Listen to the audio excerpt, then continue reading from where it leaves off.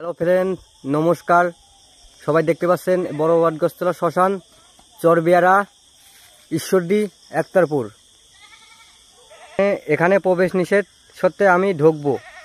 তো দেখেন এখানে অনেক সমাধি রয়েছে, আর বিশেষ করে আমার মামার সমাধি দেখেন। মামা মারা যাওয়ার পর এখানে আমরা সমাধি দিয়েছি। তো সমাধিটা দেখুন, এখানে মামার সমাধি।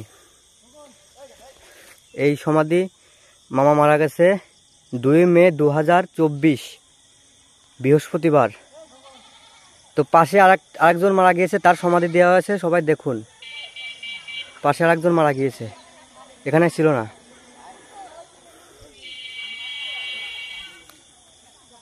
তো মামাকে এখানে আমরা রেখেছি, সমাধি দেওয়া হয়েছে।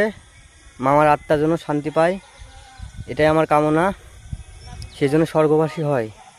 তো চরবিয়ারা, একতারপুর, ঈশ্বরদী, এই যে একটা শ্মশান মঠ।